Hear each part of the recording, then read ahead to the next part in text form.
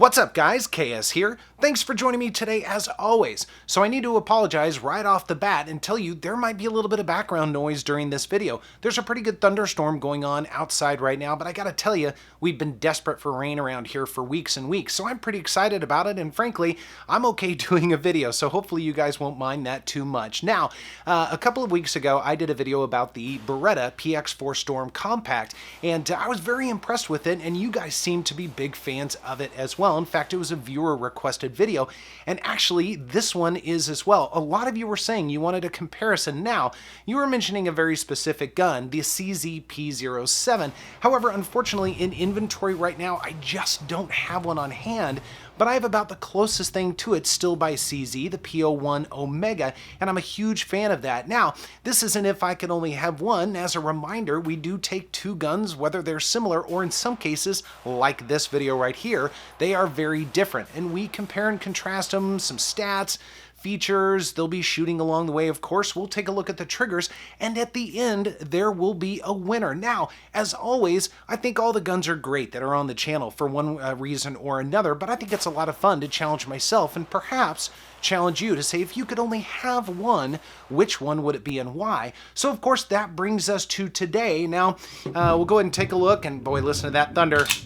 Isn't that awesome? I'm so excited. Again, we haven't heard rain for weeks and weeks, so this is pretty cool as far as I'm concerned, and a little bit of drama for the video, I suppose. So hopefully it's not too overwhelming. But again, the Px4 Storm and the P01 Omega. Now let's go ahead and get a couple of specs out of the way here of these guys real quick. The Px4 Storm is 6.8 inches in length versus 8 inches. Now again, the Omega, this is the tactical. It's got the threaded barrel, so you do need to take that for what it's worth, of course. The height is 5 inches versus 5.7 inches. The barrel length is 3.27 inches versus 4.4 inches. The width, I'll give you a good look at both of these, of course. Try and line them up as best I can. The width on the Beretta is 1.42 inches versus 1.38 inches on the CZ. The weight unloaded is 27.2 ounces versus 29 ounces, so they're actually pretty close.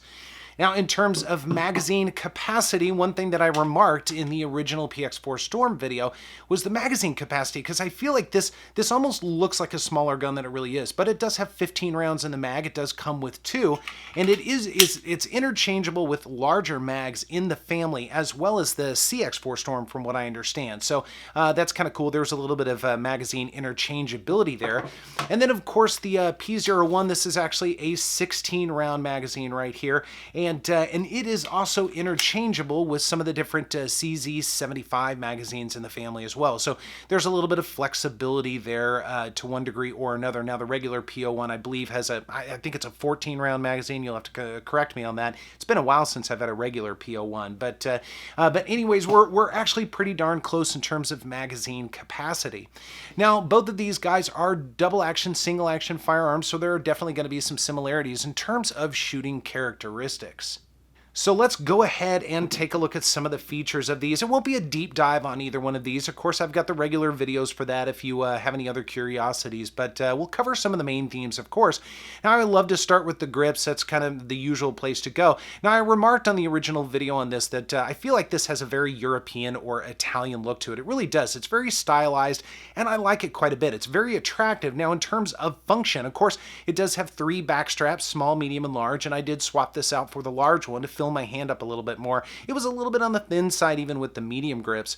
But the texture itself on the front and back straps are actually pretty good. I mean, they have a little bit of bite. I would consider them medium aggressive, so they're not going to beat you up or tear up your clothes or anything like that, especially if you're carrying. But I also remarked that the side straps, well, they're good looking. They're extremely slick. That's something that I would want to remedy, whether it be some sort of stipple job or grip tape, like some sandpaper pistol grips or something like that, just to give a little bit more traction on both sides here. But again, at least it's very attractive looking, if nothing else. And I know some people, it doesn't bother them one way or the other. Now, one of the features that I love on guns, and you'll see there's just a little bit of an indentation right here, and the magazine base plate itself actually comes out a little bit. So if you need to strip out any rounds and clear a malfunction, you can do that. And I think that's becoming more and more important for firearms to do that. Now, as we move up the grip, this does have a little bit of a beaver tail, but I remarked in the original video that I feel like when I'm holding this gun, and I'll hold it kind of like this, it has a tendency, I feel like it's pointing down. So I have to compensate a little bit and pull it back up, and it's not a big deal. We'll talk about shooting a little bit later, but again, the feel of the grip, it gives me sort of that illusion like it's wanting to go downward, and again, I think that's largely because there's just a little bit more going on right here. Now, in terms of controls, we do have our magazine release. It is not ambidextrous out of the box. However, you can swap it, which is nice. And then, of course, it does have its slide lock, slide release right here. It's actually a shelf. It is ambidextrous. And one of the things, listen to that thunder, love it. One of the things that I remarked on the original video, that shelf right there is actually really nice. And it's got some nice texture on it as well. So for those of you who don't really ride that slide really close, I think it's going to be really nice. My grip is like this anyway, so I give controls a little bit of room while still trying to grip the gun as tightly as I can within my comfort level, but that allows me to take advantage of the controls without getting in the way. I ride my thumb right here, so that works really well for me. Now, I typically would leave the slide controls off till later, but I'm going to mention it now. I'll do the same with the CZ, of course. This is I believe it's a Type F, so it does have a safety and decocker, so when the hammer is down on this, you can decock it and leave it in safety. Now, a lot of people don't like slide controls. They want everything on the frame. For me, I don't really care as much. And one thing I didn't mention in the original video, and it's going to be tough to kind of pick this up. I'll try and grab it as best I can. But you'll notice that that the decocker right there, it's pretty well pointed. It's got a pretty sharp point on it. Now, some people said that means you're really going to be able to grab it when you're racking the slide. I would say that that's true, but there's a pretty good look at them right there. That also means they're kind of stabbing you a little bit. You're not going to cut yourself or anything like that. But I will admit they can be a little bit uncomfortable. So something just to be aware of. Now, it does have an accessory rail for chainsaws, lasers, grenade launchers, that sort of thing. And then the takedown buttons right here. This is very reminiscent of perhaps something like the Glock takedown tabs. Now, I had somebody mention in the comments in the original video that you don't have to pull the slide back a little bit like I did. You can just pull the buttons down, it'll pop right off. I have yet to make this do that. I've always had to pull the slide back just about 1/8 of an inch or so. So perhaps I'm not doing it right, which is possible, or for whatever reason, it just the internals, it's just not allowing me to do it. So something to be aware of. But overall, in terms of the frame, in terms of the controls, I mean, I think they're well placed. I think they're just fine. Again, a little bit more traction on the grip would be really nice. Jumping over to the P01. The P01 does things just a little bit differently. Now, one of the things that I've done, I've actually customized it just a little bit. I've got some lock thin grips right here, thin checkered grips. I absolutely love them. You know, I've got a little bit of a 1911 background, so naturally I want slightly thinner grips, and some people do. My buddy Big Johnson loves those palm swell grips just to give you a little bit more meat on the side of the gun. For me, I prefer the thin style, and these lock grips are absolutely unbelievable. So if you're curious about that, be sure to check out lock grips. I've got links in Instagram and that sort of thing around there, so be sure to check them out. But otherwise, aside from that, we do have some lines right here. These vertical serrations right here. I'm not a big fan of those. I much prefer the SP01, which actually has checkering right here rather than just the lines. Same on the front. So it doesn't give you a lot of positive traction. However, with these side grip panels, which are changeable, so you can really customize it, that definitely makes up for it. So it stays very well planted in the hand. I never have any worry about this going anywhere, even though, again, I would prefer a little bit of checkering. Now, it does have a really nice beaver tail right here. It's very good. You can really get as high up on it as possible. It just kind of locks you in and give you a little bit of a look like right there. And it just feels incredibly comfortable to me. And again, it's just a slightly thinner gun, and I prefer that. Now, the magazine release is fine. I mean, it's kind of your average magazine release, although I like the placement. I like how well it sticks out right there. I mean, you can really grab it, not a problem. And although it is not ambidextrous out of the box, once again, you can swap it if you like. Now, the slide lock, slide release, however, is a little bit different. Unlike the Px4 Storm, we do have our slide lock, slide release that is not ambidextrous. In fact, it also serves as the takedown lever, we'll call it. It's a little bit more 1911 style rather than something like the Glock style on the Px4 Storm. But still, I like this, and it's just barely in a place where I can grab it if I need to. Although I typically am going to do some sort of overhand or rack the slide from the back, but still, it is usable. Now, one thing that is kind of similar to the Px4 Storm, it does actually have a decocker because this is the Omega version. I'll talk a little bit more about that in a little while, but it does not serve as a safety. So just something to be aware of. Now, I'm okay with that. I mean, you know, you're going to go double action to single action on this firearm rather than cocked and locked. But once again, the Px4 Storm, you can't do cocked and locked on it either. It's either on safe or it's double action, single action. So one doesn't necessarily have an advantage over the other. Now, it does have your accessory rail, once again, for all your toys to hang off of, which is great. And I understand with the Px4 Storm, there are a couple of accessories. In fact, somebody mentioned one of the O-lights, a mini O-light you can hang off of it.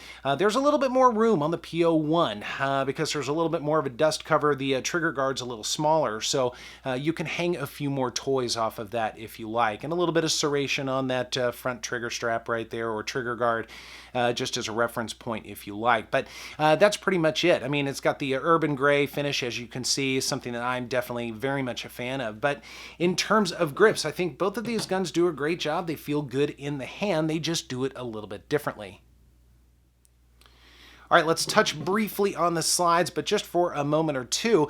Like I said in the original video, the slide on the Px4 Storm, although very attractive, I mean, it's stylized and I like it quite a bit. It does have front and rear serrations. One thing that I said was, this slide is a little bit slick, and the only thing it's got going for it to combat that slickness is the fact that the decockers, which are going to stab you a little bit, you can really grab onto those and make things work. But otherwise, the slide is a little bit slick. It's a little bit of a fingerprint magnet, but I think it's a very attractive slide nonetheless. And then in terms of your sights, it's got steel white dot, just kind of your standard setup. Now, there are different variations of this. I think there's a Langdon edition that would come with upgraded sights, that sort of thing. But this is the plain Jane version of it. And the sights are fine. It's not a big deal. Just kind of give you an idea of what those look like. Standard white dot sights, nothing terrifically special, but that works, and it works just fine. A little bit of a ledge to clear any malfunctions, or rack the slide one-handed if you need to, that sort of thing. But again, the slide, I mean, you know, it's an attractive gun. It really is. It's stylized. Of course, it does have the little button right here as you are pulling the trigger. It's going to pop up, kind of like some of the other Berettas, like the APX, that sort of thing. But again, I think it does just fine. Now, there are a couple of similarities with the P01 to the Px4. I'll get rid of that magazine for a moment, and you'll notice there are front and rear serrations on this. One thing that's unique about the P01 and a lot of the different models in the 75 series, and I'll lock this open for just a moment. I'm sure a lot of you guys know that the rails run on the inside of the firearm, and one of the things that does, it keeps that bore as low into the gun as possible, which is great, and we'll talk about that more in here in just a little while. But another thing that it does, which some people call a disadvantage, it makes that slide pretty small. It sits pretty low, which means there's not a lot to grab onto. Now, because the serrations are actually pretty nice, you can still get a pretty good bite on them. And these guns originally, I think, were designed really to rack them like that. Although I have found you can do an overhanded rack on a gun like this without too much of an issue, especially with these suppressor height night sights on them. So that kind of helps a little bit more to grab onto. But again, stylistically, I mean, I think once again, it's a very nice looking slide, but it does things a little differently than the Beretta. And actually, I think the Beretta kind of has a better looking slide. I mean, it's more unique, it's a little bit more unusual, but the P01 definitely does the job.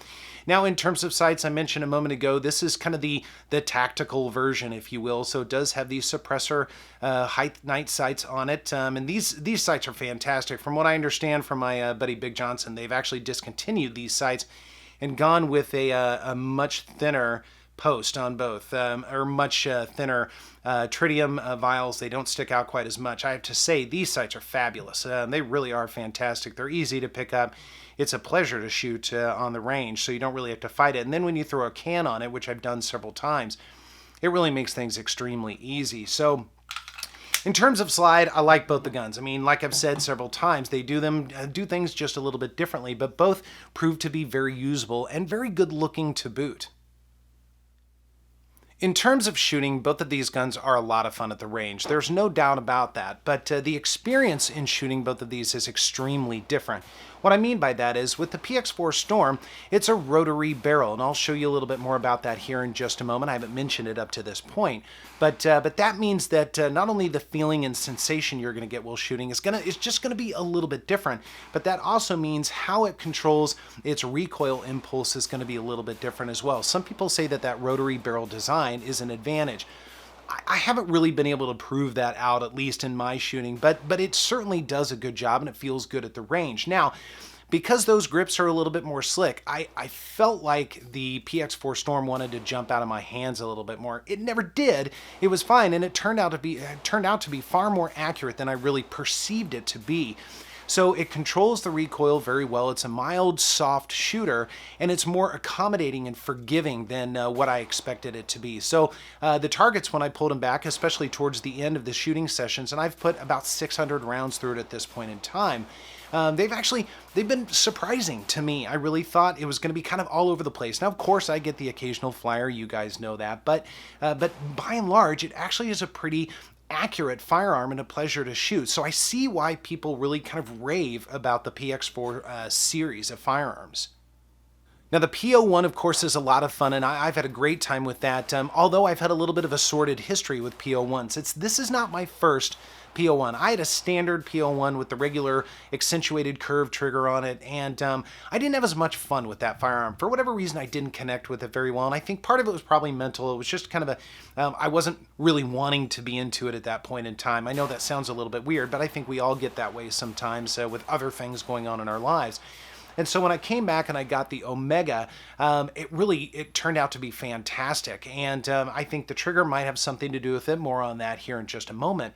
But between the sights and the ergonomics, the great lock grips that are on this now, it really is a pleasant shooter. It's very flat. It's very easy to handle recoil. It's an aluminum frame, but there's enough weight, almost 30 ounces, that it really absorbs a lot of that impact and that recoil. So it just is a lot of fun. And having those slides ride inside the frame, I think definitely makes a little bit of a difference. So it's a lot of fun. But now I need to take a look at these triggers and see what's going on with both of them, how there are some similarities and differences. All right, let's take a look at the Px4 Storm. Now, like I said, double action, single action for both of these firearms. Now, when I measure the trigger on the Lyman gauge, this is coming in just under 11 pounds on average. So it's a pretty heavy trigger, but one thing I have to give it credit for, even though it's heavy, and I can feel it stack a tiny bit, it's pretty smooth. I mean, it really is. So it's a heavy trigger, no doubt about it, but it is very smooth. And of course, our reset is right there, and then right out to the start. And I'll do that a couple more times just to make sure you guys can see that. So we'll do this double action, single action. We'll do our double action, of course. Again, it's heavy but smooth. That trigger goes almost to the back of the trigger guard. And then there is your reset right there. So about 11 pounds, but it's smooth. It is certainly workable. As long as you've got a pretty good grip on this thing, you'll be good to go. Now, in terms of single action, we've got a little bit of take up right here, and we get to a nice defined wall. And then there's our break, coming in around 5 pounds. So it's a decent trigger. I like the single action on this quite a bit. And then there's your reset again. One more time on this. Here you go. 5 pounds roughly, and our reset. But again, I think the trigger basically delivers on this firearm. Now, I told you guys in the initial video, and you guys know I like to wrap my fingers around. I've got pretty long fingers. Initially, when I was shooting this, I was shooting with the pad of my finger, and it did fine. It wasn't a big deal. But I finally started wrapping it around, getting a little bit more comfortable with the firearm, and it proved to be just fine. It wasn't a big deal. You can see my finger kind of peeking through there a little bit, but it worked just fine. It's a little bit further back than I would prefer, but I was able to make it work without too much of an issue. And now the P01. Now this one's coming in around 10 pounds, so it's a little bit lighter than the Beretta, but not by much. I maybe have about 800 rounds through this, so it's still got a ways to go. I feel like it's still kind of breaking in. However, it's an incredibly smooth trigger. So here we go, and we immediately find a pressure point. I mean, there's basically nothing until you get right here. And then we go through our pull, and right there, it's very smooth. And again, I mean, it's heavy, 10 pounds, but it's very smooth. To give you an idea of the reset, There's your reset, and then back out to the start. Now, I'm going to come back to that here in just a moment, but we'll do that double action one more time here. Once again, very smooth, but it's pretty heavy. Right there, and your reset is right there. So when we look at this in single action, now there's a fair amount of take up, a little bit more than the Beretta, to be honest with you. But then we get to a wall, and you'll notice it's almost at the back of the trigger guard once again, but then a very nice crisp break. This is coming in about 4.5 pounds, a little bit under that, to be honest. So it's really nice. It's very light, and it continues to lighten up just a little bit. And then again, our reset back out to the start. Now, I said I was going to come back to the reset, and there's a reason why. I'm going to pretend like I'm pulling the trigger on this. So when we get to our reset, which is right there, then as I'm coming back, there's a fair amount of air until I come back to the wall, whereas the Beretta is almost right at the wall. So there's a little bit of difference between those two. Now, I've gotten pretty used to this, and I think this is a little bit better than my P01, which has this standard curved trigger and the standard trigger mechanisms and everything. There's a lot more distance between where your reset is and where you get back to your wall, and that always takes me by surprise. This one's not quite so bad, so it's a little bit more controllable, and I'm used to striker-fired firearms, so if I can get as close to reset and wall as I can, then I'm in good shape. But again, overall, the trigger on this is fine. And I think both of these triggers are very comparable, both in terms of weight and in terms of feel. So now, of course, comes the hard part. It's the end of the video, and it's time to announce a winner because it's an if I could only have one. And guys, as always, these videos are very challenging to make because I like all the guns. And frankly, I'd be happy with either one. Of course, that's not the aim of this particular video. So when I think back to shooting the Beretta Px4 Storm Compact, it's a really fun shooter. It's very unique. It's very soft. It's very forgiving, and it certainly shoots better than what I'm perceiving it to shoot while it's going. And so it's been a lot of fun, and I can see why people really rave about these. The aftermarket support is fantastic for them. You can certainly switch out things like the decocker to make it a Type G. You can upgrade the trigger just a little bit from what I understand, better sights. You can do grip tape like sandpaper pistol grips, or what have you. So you can really dial this thing in and make it your own. So again, I can see why people like it and why it has such a dedicated following. So it's been a lot of fun to experience without any question. Now, when I think about the CZ P01, and you guys know that I'm a fan of CZ. I like CZ quite a bit, although I don't consider myself, and I hate this term, but a lot of people use it, a fanboy, because I think there are other brands that are just as good. But there's something about CZs, and the P01 is one of them, that I just feel like it connects very well. It feels really good in the hand. I like the construction. I like the way it shoots. I like the way it feels. It's just a very solid gun. I mean, those rails riding inside the frame, I think, make a big difference. I love the fact that I can throw a can on this and really go to town. It's never had a bobble whatsoever. Although, to Beretta's credit, there hasn't been a single issue with the Px4 Storm either, so don't want you guys to think that there was. But there's just something special about the P01 to me. I absolutely love this gun, and this is one of those guns that is a permanent resident in the collection, and for good reason. I just connect really well with it. So, at the end of the day, if I could only have one, it would certainly be the CZ P01 Omega. Although, like I said before, I would be perfectly happy having the Beretta Px4 Storm as well. That's not a big deal. But if I could only have one, it would be the CZ. So guys, I'm excited to hear what you have to say about this, your experiences with both of these guns, whether you agree or disagree. I'm always looking forward to those conversations.